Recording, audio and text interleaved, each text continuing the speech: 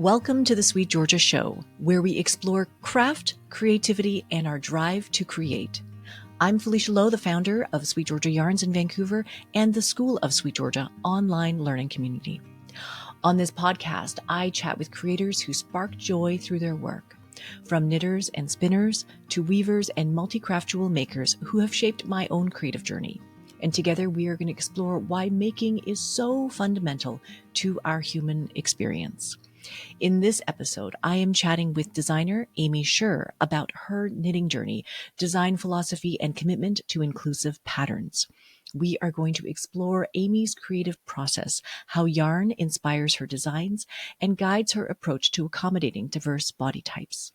Aimee talks about her commitment to working with test knitters to develop and improve her patterns, the influence of her Taiwanese heritage on her craft, and we are going to talk about the other fiber arts that she loves, like weaving and spinning.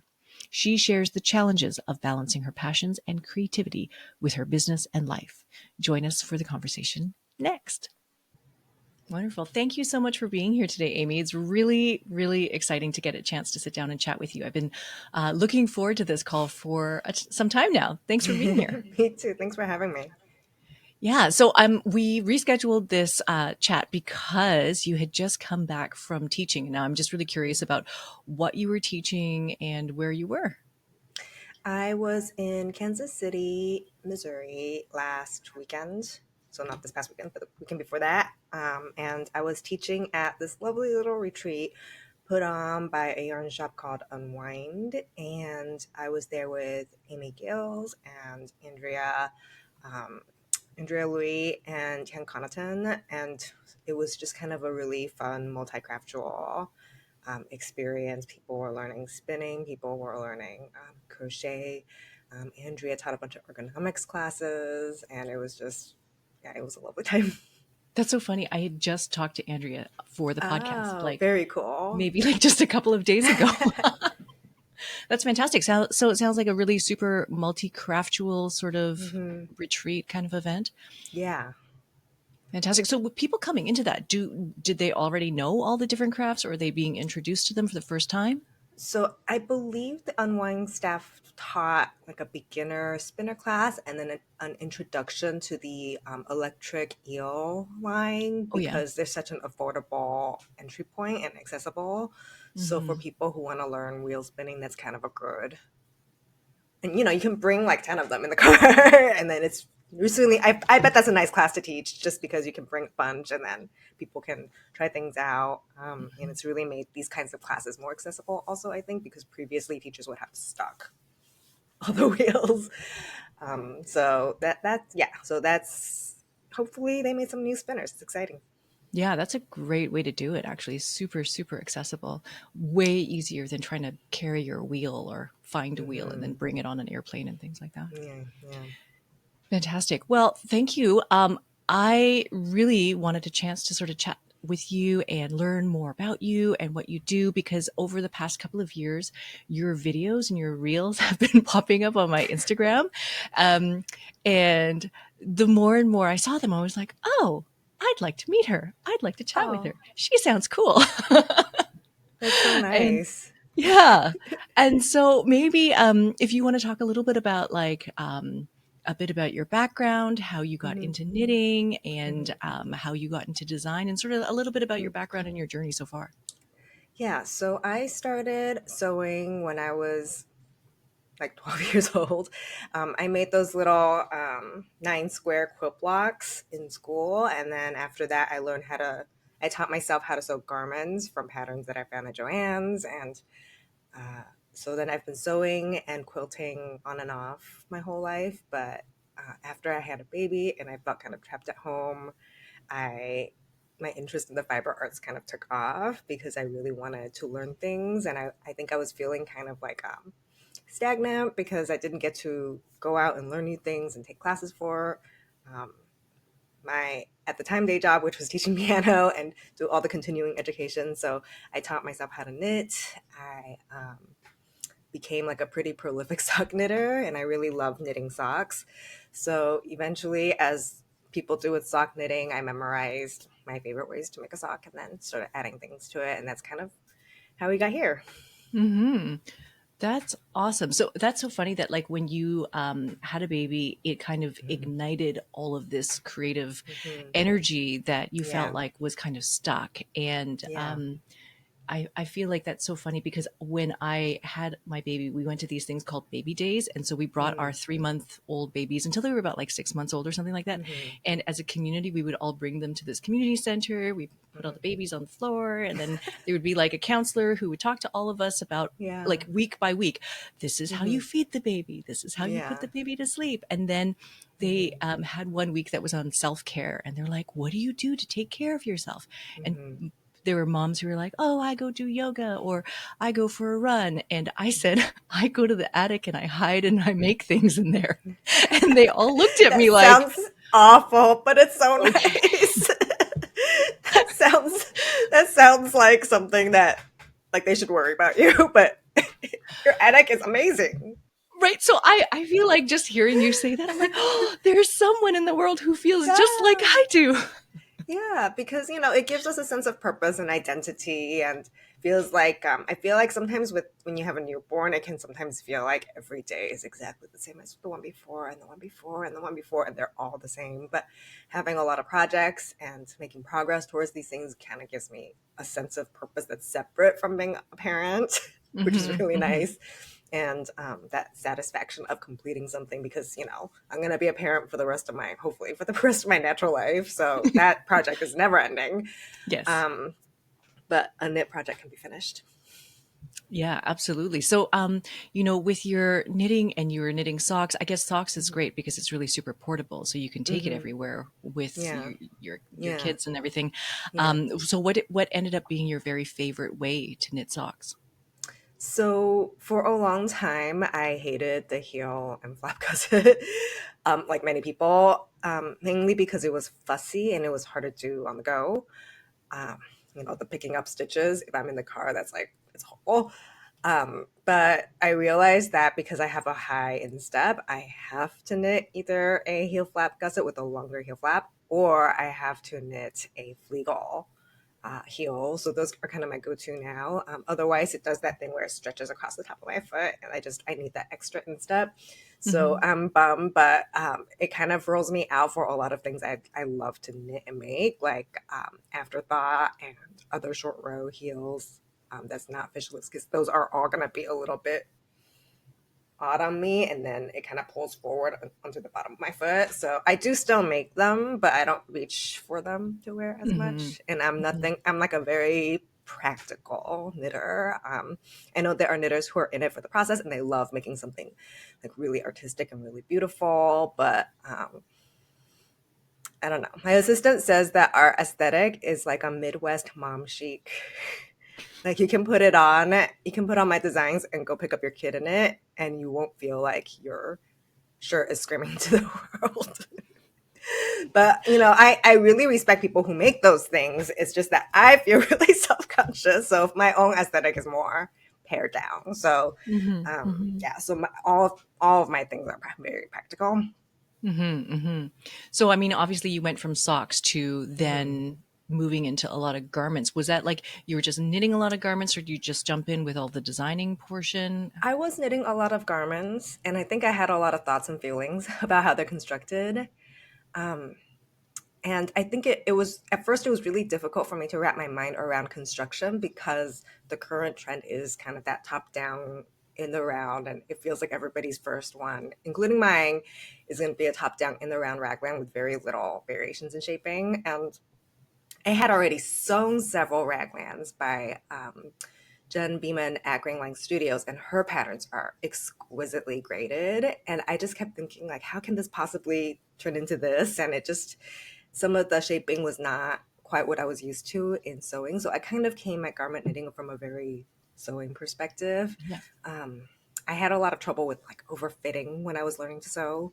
I would think that things had to be very tight in every dimension, and I didn't understand that wearing ease in every dimension impacts the fit in different ways, and you can't just pick one number for every dimension, all of that stuff. So I kind of bring that approach to my knitting as well. And then as soon as I started designing garments, I really, at the time, it was important, well, it still is, even from the beginning, it was important to me that everybody is included in my patterns and that anybody who wanted to knit it is able to. So very early on, we had things like large print versions of our patterns.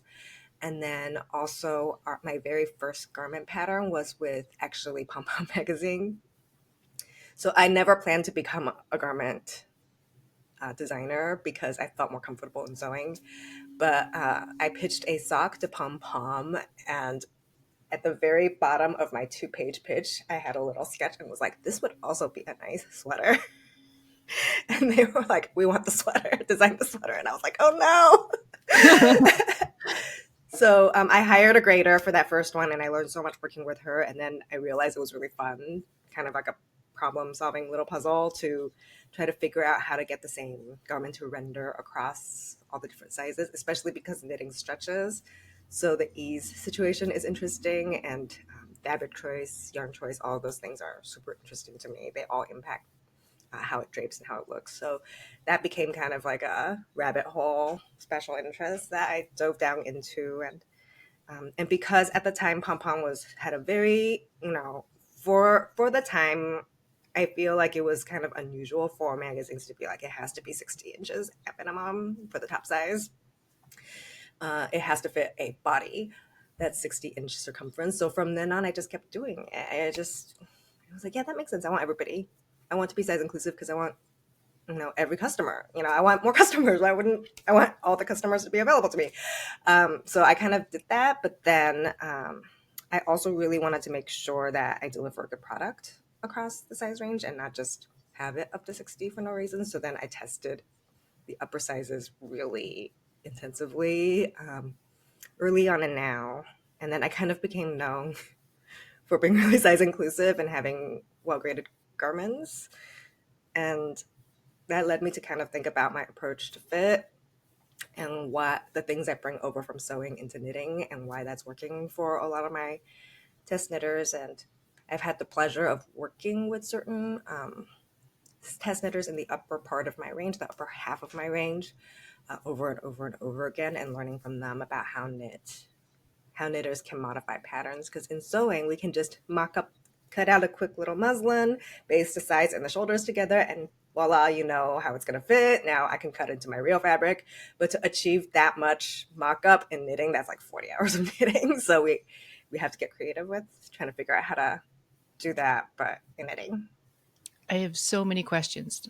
Yes, please. So go many ahead. questions right now. Yes, please. There's so many things I want to unpack.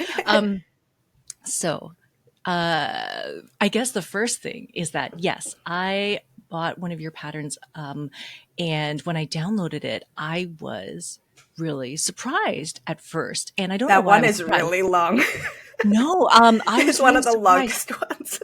Well, but you had multiple versions, and that's exactly That's what right. you mentioned. Like there was a version that was like laid out and it was beautiful and really lovely, and then there was another version that was high contrast, really big letters. It's like 100 pages long. Yeah, but at the time I was like, oh, that's a nice thing to have. But then in the past couple of years, my eyes have changed so much. Oh, have they? That, yeah, like just, it was like almost overnight, my eyes changed. And so now realizing, oh, that version of the pattern that has the big type and a high contrast is so, so important. And then it takes away one bit of friction where I might have to get like my phone, or I might have to get reading glasses, or I might have to do whatever in order to be able to read the type on a pattern. And I think that we were all young people at one point in time. We were all young. We're like, oh yeah, yes, never going to need that. But we will all have vision impairment in our life at some point.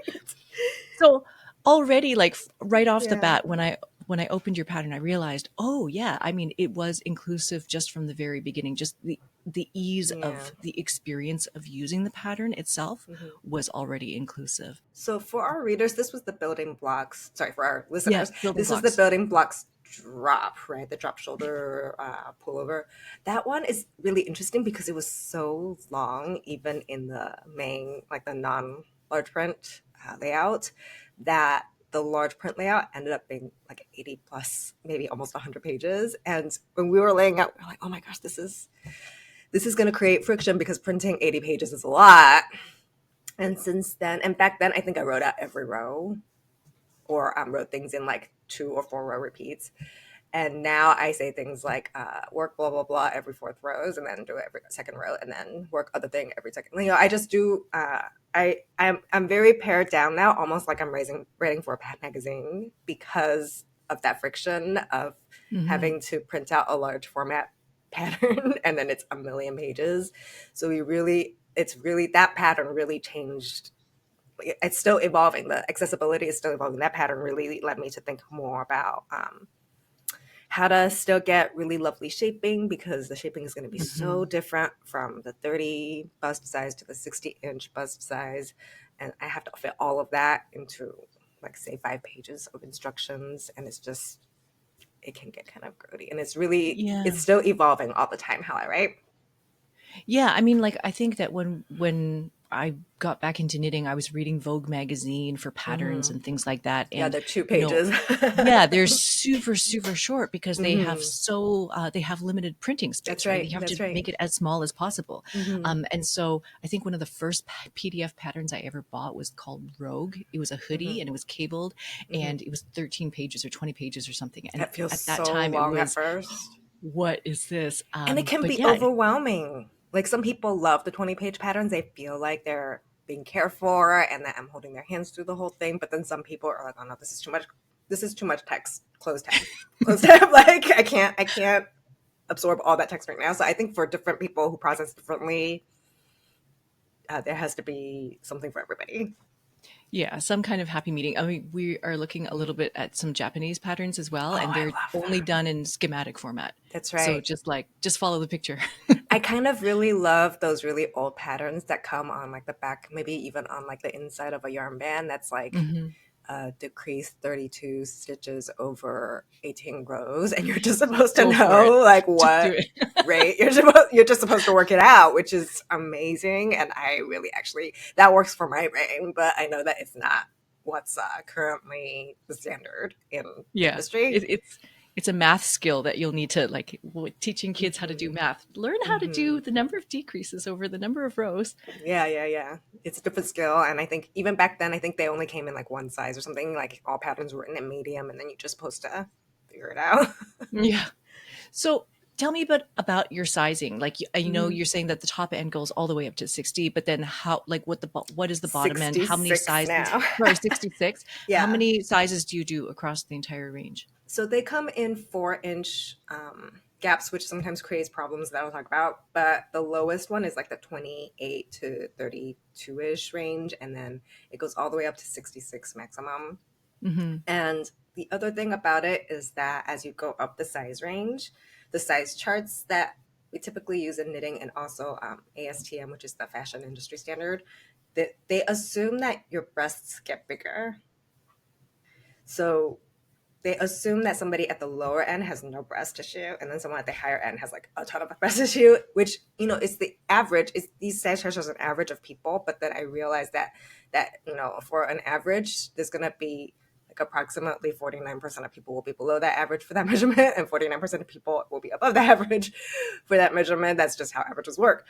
So my sizing, I realized very early on that having an inclusive size range is not going to be enough, because when we pick sizes based on our full chest, that ignores everything that's happening up here.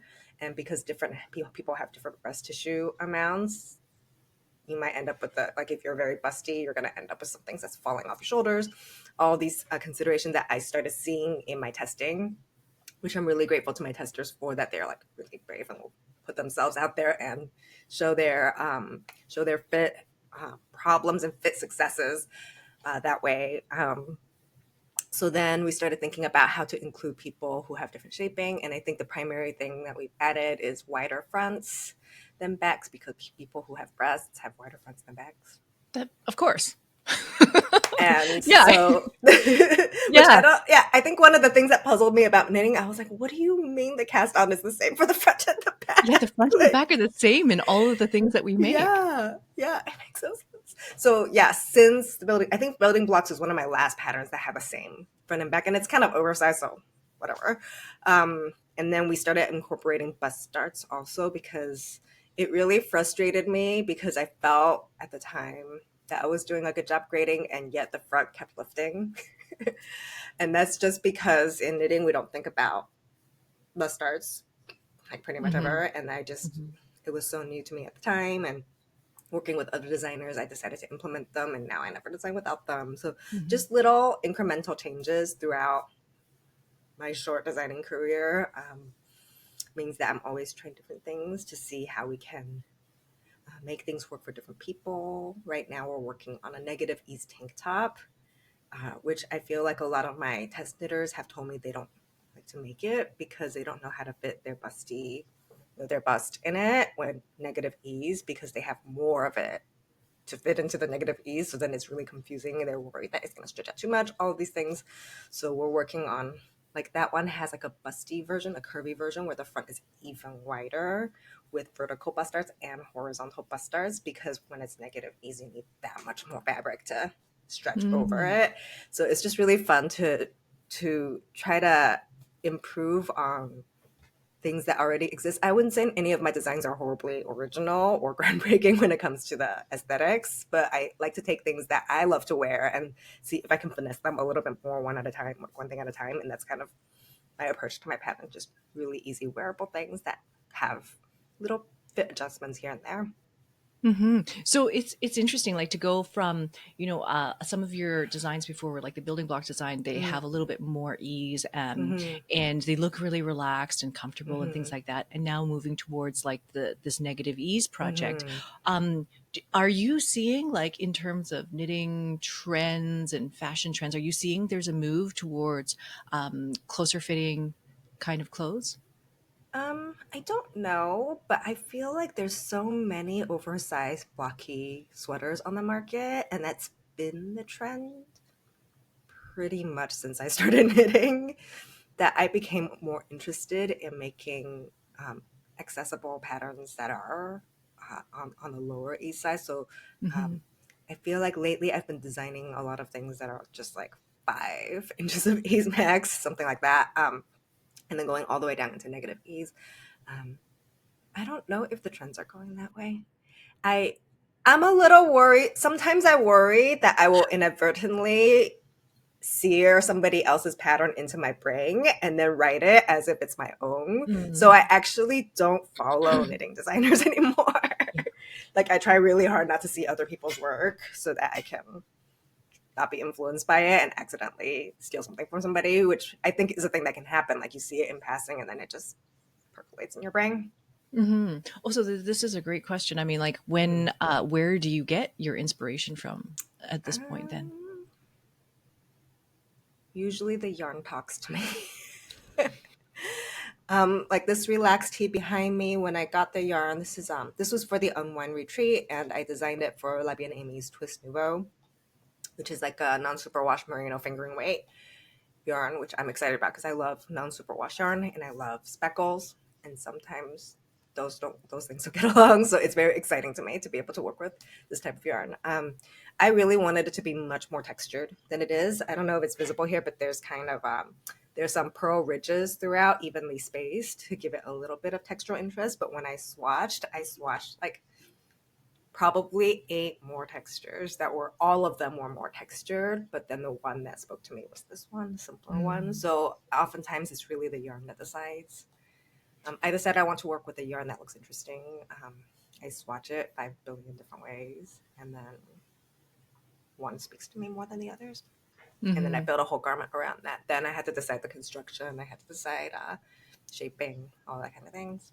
So we were having this conversation at the studio actually recently, Hmm. because everybody is so different. Everybody's so individual. Everybody Hmm. likes such different things, Yeah. and so we're sometimes using the same yarn, but somebody Yeah. will like it at a way looser gauge, and it's more Yes. drapey and sloopy, and then somebody else Yeah. is like, no, I actually like it really super firm, and Mm.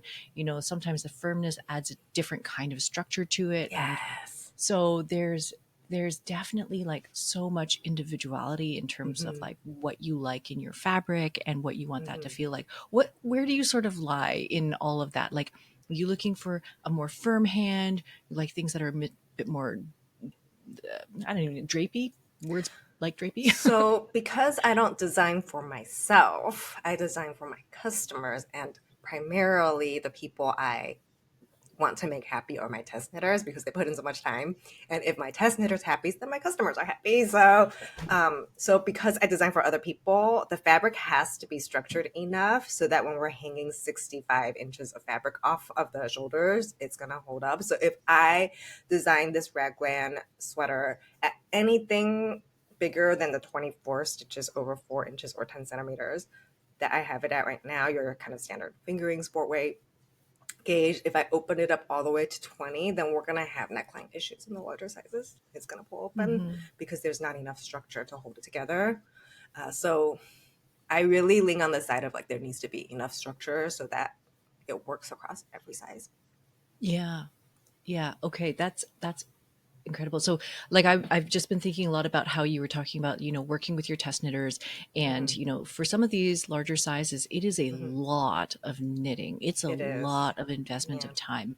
I was in this room until midnight last night and I have my knitting machine next to Yeah. me and I was working on these like last minute projects, Yeah. of course. And I came downstairs at midnight and I told my husband, I'm like, I have just knit 32,000 stitches in the past 1 hour. Yeah. And it's a lot of knitting and it's a lot of fabric that's generated really quickly on the machine. But I cannot imagine, trying to do that by hand. 'Cause I was trying to calculate if I knit this I by know. hand, how many hours would this have taken me, right? Yeah. In my How do size, you? which is the second smallest size, my sweaters take me 40 to 60 hours. I time Yeah. myself to make sure that I can make money, to make sure that this is viable as a job. It's depressing when you start timing yourself. Yeah. So how do you work with your test knitters? Do you put out a call or do you have a I do pool of put out people a you work with? call. I am very lucky in that I feel that I've earned the trust of quite a few larger size test knitters who are willing to trust me on a lot of these things and spend all those hours making something that they feel that they can trust me to make fit for them. I calculate it out all in a spreadsheet. I take the largest size and I add the largest bust darts yardage, and I take all of that yardage and I divide it by 200, and that's uh, how many weeks that I give for the test, so that you don't have to knit more than 200 yards per week in the Okay. largest size. So my Yeah. smallest size testers they only have to knit like 50 yards a week. So it can be quite a bit of a process. Like It ends up being like 8 to 10 weeks for a tee, or 10 to 14 weeks for a sweater. 10 to 14 weeks for a sweater. Hmm. So you really have to plan ahead with all of your like That's pattern right. I'm launches in and fall everything. now. Yeah. I'm Yeah. designing for the fall now. Fantastic. Yeah. Fantastic. So there is one thing that I wanted to ask you about Hmm. that because you do mention on your website Hmm. that you're a Taiwanese American knitter. Can Hmm. you talk a little bit about your background? Like, my family is also from Taiwan and they immigrated to Canada in Hmm. the 70s. Hmm. And then I was born here in Canada, but I'm always curious about sort of what your background might be like, or how Yes. that's affected your designing and your knitting. So I grew up in Taiwan and we kind of moved all over the place, but I went to school, elementary school in Kaohsiung, and that's kind of where most of my memories are. And then we immigrated here when I was in like the start of fourth grade. So I was 9 years old. And later, recently, I found out that my grandmother was a professional crochet designer for a factory of girls that made crochet garments. That's And I awesome. did not know that, and the craft skipped a generation, so that's interesting. Um, and then I lived in Los Angeles from then until pretty recently, 2021. During the lockdown, I kind of went out of my mind and was like, I need more space. So I moved to the Midwest. So that's kind of how we ended up here. Fantastic. So, do you find that, like, when did you learn to knit when you were here in the Yes, U.S.? that's right. Okay, okay. Do like have what does your family ever? Does anybody ever say anything about any of it? My in-laws are very impressed, and my mother-in-law has. I promised her a hand-woven cashmere scarf 2 years ago, and I still haven't started. But she loves and wears the things that I make for her. I made like an all over cable sweater that took me 2 years. And she was very supportive, and she was like, I don't know if you're ever going to finish, but I did eventually. um, so yeah, my family's very supportive. My kids, my oldest just learned to weave on a rigid heddle loom recently. So that was really fun. Yeah, it's just kind of part of our lives now. Like my kids go around picking bits of fiber off their clothes at the end of the day because it attaches to themselves as they walk through the house. Yeah. That's fantastic. So, do you feel like there's any part of your sort of background, your Taiwanese Mm. background, that works its way into your designs at all? Or, I think so. In 2020, when I was losing my mind and really needed like a project, I purchased from Taobao in China like 8 patterns, like cardboard patterns that I then had to get shipped over for qipao, which is the traditional Chinese dress that we also wear in Taiwan. And I was like, okay, I really want to make this something that could have existed in the 1940s in Taiwan. And then I went down this rabbit hole. And it turns out we didn't make cotton in Taiwan. That wasn't a thing because the climate is too profitable for rice, to the point where growing cotton would be actually less profitable than if we grew rice. So Taiwan became like a rice nation. So I went down this whole rabbit hole of different fibers and fabrics that could have existed back then and all of this stuff. I never made it. I have the fabric, but I never made it. But it's just things like that. I take an interest in kind of how the identity and the craft intersects. Mhm. And I also bring kind of like a really practical Taiwanese perspective to a lot of my designing. I think a lot of people always tell me, I'm so glad that you haven't forgotten us in Florida and in LA, and you have so many great summer garments. And the reality is I grew up in Taiwan and it's really hot and humid there. So I do kind of Mhm. design with like a global climate in mind.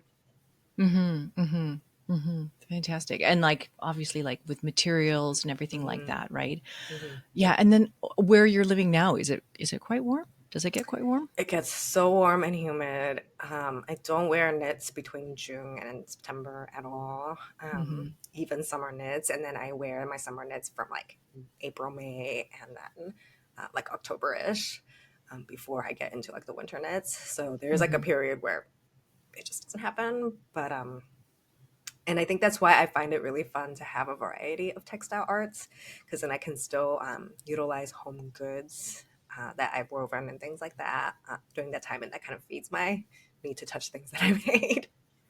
Yeah, so that's the other thing that I was seeing, that you're also spinning and you're Hmm. also weaving. There's a big giant floor loom Yeah. behind you in the video, Yes. if you guys are And watching the you video too. version. I think you have my Oh, dream yeah, loom. Is that a spring? it is. Yeah. What loom do you have back I there? have a Harris built an old 40-inch 8 shaft. It's lovely. Yeah, it's Yeah. beautiful. It's And a there's a workhorse. project on there. Yeah, it Yeah. looks great. So, tell me like a little bit about all of the other crafts you do, because I know you do sewing and then you Hmm. do knitting. I mean, do you do crochet? You do spinning and you weave as well? This all happened at Stitches, SoCal. So if our listeners remember, there used to be these huge events that they put on throughout the U.S. And they came to SoCal in at the Pasadena Convention Center, which was like a skip and a hop away from my house. So I went because my favorite local yarn shop, Wool House, was also vending. So I went to take a look, and I got in trouble there because I think somebody was like, we're going to have a free workshop for drop spindle spinning, and it's going to be a 30-minute look into drop spindle spinning. So I did that. And then, oops, now I have $20 less and a student drop spindle and some fiber. And then I think I walked by like the Greater LA Weaving Guild or something like that. And they were like, sit down and try it. And I sat down and threw a few pics, and I was like, okay, this is really fun, but I can't start two crafts. So then I got kind of really into spinning, but the weaving thing never left me. And I kept thinking about it. And then as I advanced as a spinner and started accumulating huge quantities of hand spun yarn, I was like, okay, maybe it's time to learn a craft that will use up huge quantities of hand spun yarn. And I kept going back to the weaving. And I think this is a thing that a lot of weavers experience, which is that when they lure you in with the cute little project that's already been warped and you're sitting there weaving away, you're like, oh, this is so fun. I want to learn how to weave. And then you have to spend like 30 hours warping. Yeah, it's all part of the process, right? Yeah. So the part they don't tell you about in the cute booths where they're trying to lure you in is that there's significant planning involved. Yeah, it's all part of the process. I found Yeah. that I love all of those parts, Do like, you? I love it. I love the threading the heddles. I love slaying the reed, like, all Uh, that stuff. I love every part of it, so I'm okay, and then when you actually do sit down to weave, that weaving it just part takes, flies like, right an hour or by. 2. Yeah, Yeah. it's almost done. Yeah. Yeah, yeah. Yeah. It's so funny. But your handspun, do you find that, like, what you're learning about your handspun, does it, like, inform your knitting, and Yeah, it really does. I'm actually developing a class called, like, roughly the idea is like tips from a spinner, garment knitting tips from a spinner. That's all about yarn structure, fiber content, and how it impacts the things we wear and things like that.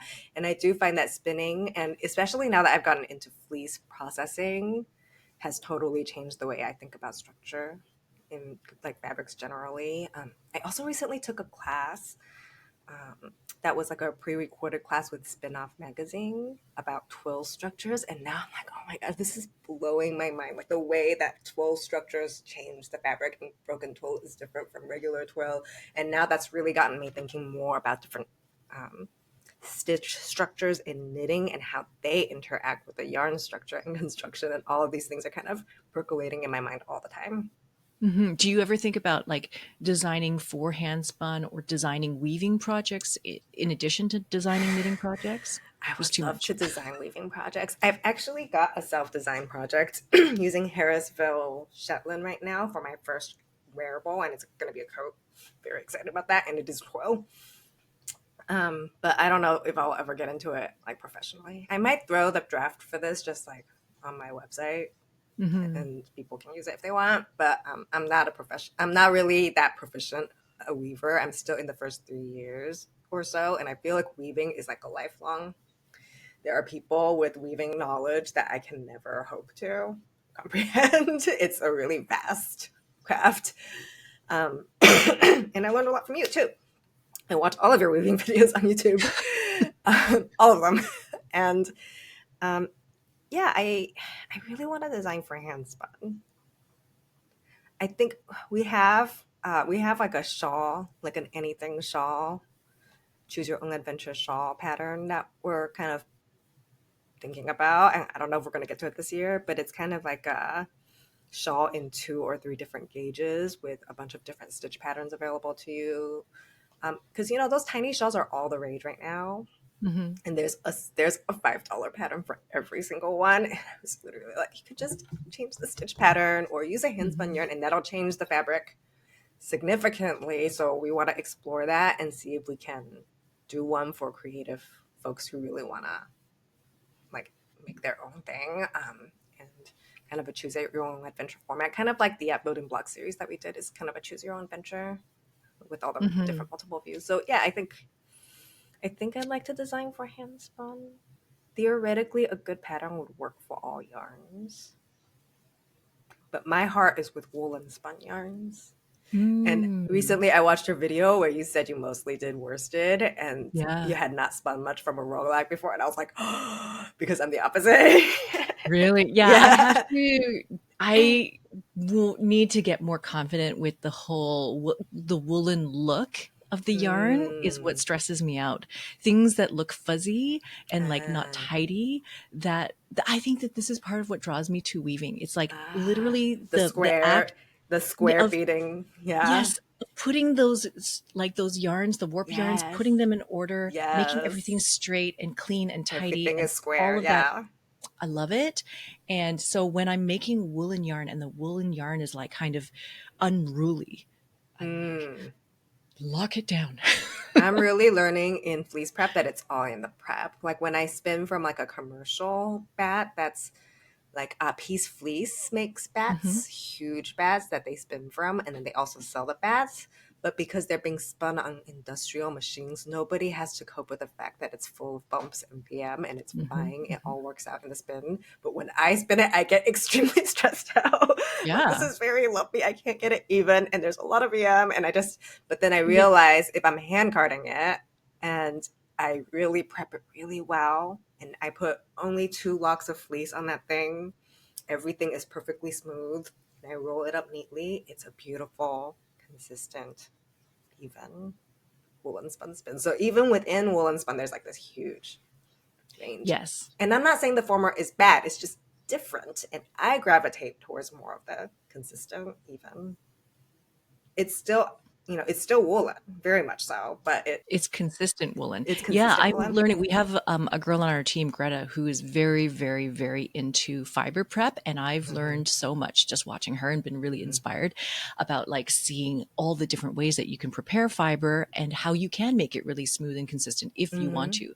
And I think that in the past, I was just like, maybe I was very rough with all of my fiber prep and like everything is lumpy and not consistent. I want it smooth. I discovered I was overloading my hand cards. Yeah, I did like a sample test, like a fleece study where I spun it like every which way. I loaded up the hand carder. I didn't load up the hand carder, and I noticed that it was a very different spinning experience. Just how much I put on the hand carder makes a huge difference. Yeah. The things So, I you mean, learn. it's so much to learn, but you learn Yeah. by spending time doing it. So, I mean, between your knitting and then you're designing for your people, and then, writing your patterns with your team, you operate an online shop as well, and you're weaving and you're sewing and you're spinning and you're fiber prepping. How are you balancing out all of your time for all of these things? I don't. I haven't woven a pick on this in a month. It's 8 yards of fabric, and I should have been done months ago, and I just don't. Um, Lately, I'm finding that because of all the things we talked about, because learning about weave structures, because learning about fiber prep and spinning informs my design practice, also, I've started to really set time aside, like business time, work time aside to do all these things to further my craft. I think those things matter. I think they're an advantage for me in business also, just from like a purely capitalistic perspective, like aside from the fact that I love it and I want to spend all my time doing it. From a business perspective, also, I think I can sell things because I know about them and can tell my users why they make my heart sing. And I think that matters too. That authenticity of like, I actually do love talking about the things that I sell. So all of that factors into it. And it does mean that I have to outsource a significant amount of my knitting now. So a lot of my samples are being sent out to sample knitters so that I can do this. Amazing. Yeah. I mean, it's so tricky to balance all of the things. You can't I know do you all of the know. things. Yeah. I You know you can't do also all of the have the things. same. I'm sure you have the same. You run a whole online school and everything. So you're, you know, Yeah. being a business owner necessarily means that we make sacrifices in doing the things we actually want to be doing in our craft. And then it turns into kind of like a push. There's a tension there of when is it work and when is it craft? Yeah. Yeah. We have this conversation all the time. Like, is this, you're doing it because you love to do it, or is it because this is actually work? And it's like, but it's the same. And it's Sometimes. Sometimes the sometimes hard to same. make that argument, because then, I mean, yeah. Well, sometimes I'm When is it sitting work and when are you playing? here. Sometimes I'm sitting here printing off labels when I'd rather be weaving. Yeah. It just, Yeah. some days it's hard, but most days I feel really lucky that when inspiration hits, I can leave my desk and go weave a little bit or spin a little bit. And I do try to make sure I have at least like an hour of, I guess they call it executive time in the business world, where I get to just play per day. Yeah, I think about like reading week, where you just Yeah.